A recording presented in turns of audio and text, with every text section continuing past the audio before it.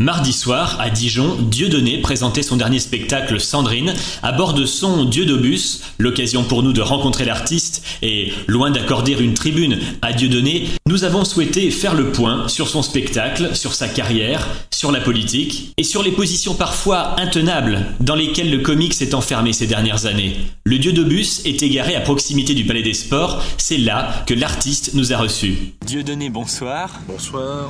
Vous avez déclaré récemment que le nouveau spectacle Sandrine n'était pas un spectacle politique, mais un spectacle qui traitait de questions plus sociales. Oui, le couple a une dimension politique, hein, c'est vrai. Je traite de relations homme-femme, d'un homme et d'une femme, plus particulièrement Sandrine et Patrick.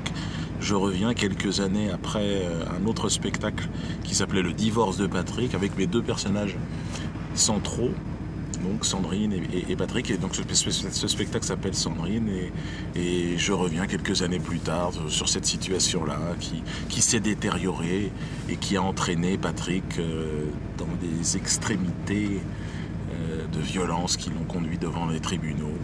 Et voilà, c'est le point de départ de ce spectacle. Ce spectacle a lieu dans un bus pour diverses raisons. Oui, je l'explique un petit peu au début du spectacle, mais c'est vrai que j'aime bien maintenant l'ambiance chaleureuse du bus. Alors je préfère me déplacer avec ma salle de spectacle puisque j'avais eu des problèmes d'ordre politique, pression politique des gros partis politiques nationaux, parisiens qui poussaient à ce que mes spectacles soient annulés un peu partout en province.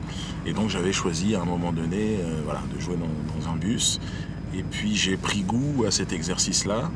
C'est vraiment une liberté totale. C'est régularisé pour ce soir le stationnement, c'est vu avec la ville, tout va bien? On n'est pas à l'abri d'une amende à 11 €, nous les paierons. Et ce sera aussi notre contribution à la ville de Dijon. Ce sera la seule contribution. L'autre contribution, ce sera évidemment avec l'État français, mais non, la ville de Dijon, non, nous ne dormirons même pas à Dijon. Mais nous reviendrons, là on y est toutes les semaines, donc je reviendrai à Dijon, c'est sûr. Est-ce que vous pensez, tôt ou tard, arriver à sortir du purgatoire politique dans lequel vous vous êtes fourré? Oui, je pense que ça fait partie de l'aventure artistique de manière générale et humoristique de manière tout à fait particulière. J'ai pour exemple des artistes qui se sont toujours trouvés à un moment ou à un autre dans une situation qui ressemble à celle dans laquelle je me trouve aujourd'hui, et je crois qu'avec le temps, les choses vont se mettre en ordre.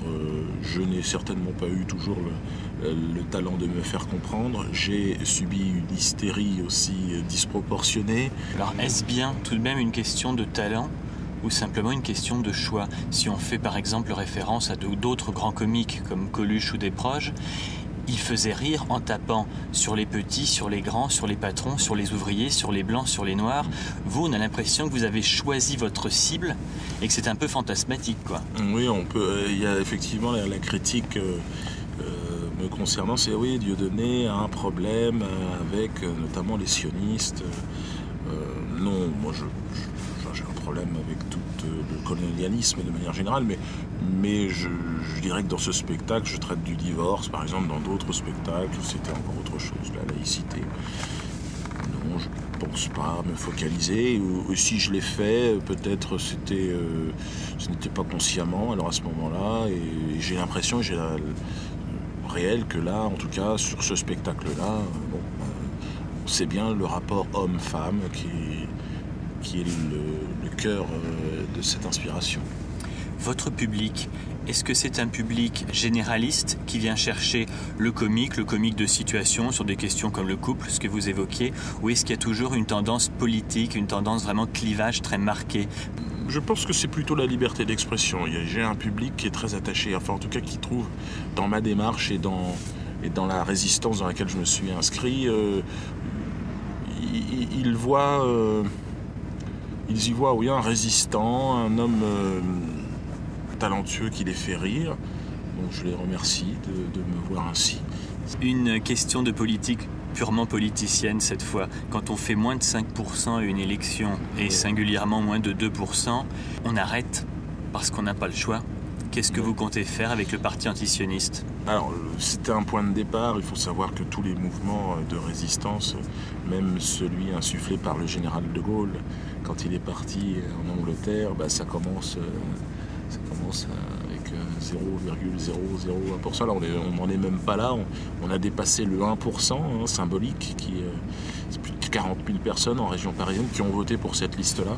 Moi, je pense que c'est important. C'est une liste qui m'a paru vraiment justifiée. Alors, ces 40 000 personnes vont peut-être... ça a donné des idées à plein de gens. Moi, en tout cas, je ne ferai pas partie de l'aventure politicienne, parce que je suis un artiste et que je préfère ça. Mais voilà, il y a d'autres personnes qui aujourd'hui s'engagent et veulent militer dans cette direction qui est l'antisionisme. Et je trouve que ça a tout son sens lorsque l'on entend aujourd'hui le ministre de l'Intérieur, M. Hortefeux, s'exprimer comme il l'a fait pour dénoncer une présence excessive des Maghrébins dans ce pays. Oui, c'est le raisonnement sioniste. C'est exactement sur cette base de raisonnement-là qu'il y a eu les bombardements sur Gaza. C'est un petit soldat de Tsahal qui s'exprime. Mais Israël, c'est pas un bloc unique. Il y a des travaillistes à la Knesset, il y a des mouvements, des contestations comme dans tous les pays. Est-ce que finalement, en fixant sur cette question du sionisme, on ne crée pas soi-même la division entre les peuples? On reproche, et vous reprochiez ce propos de Brice Hortefeux, c'est pas ce que vous faites finalement en choisissant une autre cible? Le sionisme, oui, mais le sionisme, c'est si vous voulez, on peut difficilement demander à un descendant de colonisé d'adhérer au colonialisme. Non, je suis anticolonialiste. Alors, si vous préférez ce mot au mot antisioniste, c'est comme vous voulez. Et dans le discours, on parlait de M. Hortefeux, il y a cette résonance. Au-delà même, je ne pense pas que ce soit un discours raciste, c'est un discours sioniste. C'est-à-dire, il faut effectivement régler ce problème de l'islam. Imaginez une seconde que dans son discours, il est inversé, s'en soit pris par exemple, non plus aux musulmans, mais aux juifs par exemple. Est-ce qu'il n'aurait pas été renvoyé dans la demi-heure qui suivait? Vous prenez cette distinction entre antisioniste et antisémite, mais est-ce que vous ne craignez pas qu'une partie de votre électorat ou de vos supporters, eux, n'aillent pas forcément dans la nuance? Il y a beaucoup de mes supporters dont certains religieux, même moi je ne suis pas religieux, mais qui sont de confession juive, qui me suivent. Alors eux, comment se situer dans le déni de soi? Non, je pense que l'antisémitisme est une forme de stupidité, de bêtise, comme il en existe beaucoup. Même les antisémites, de manière générale, ne se revendiquent pas comme antisémites, je vous l'accorde, mais parce que c'est un délit. Mais je ne le suis pas parce que je trouve ça ridicule. Par contre, l'antisionisme, c'est en plus, je crois, la meilleure façon de se battre contre l'antisémitisme. Votre public, de plus en plus nombreux sur les trottoirs autour du parc des sports de Dijon, vous attend. Oui, il y a pas mal de monde. On va vous laisser. On vous retrouve quand à Dijon, simplement? Prochaine date déjà fixée? De toute façon, ça fait déjà en 2 semaines là, on s'est déjà vu. C'est vrai, ça va faire 4 représentations. Bon, c'est vrai que la salle est petite, mais je reviendrai. On va voir en fonction, encore une fois, du remplissage de ce soir. On devait rester faire un spectacle, on a rajouté une 2e, puis alors là maintenant c'est une 3e, puis une 4e. Bonne soirée et bon spectacle, Dieudonné. Merci, à bientôt, Dijonnais.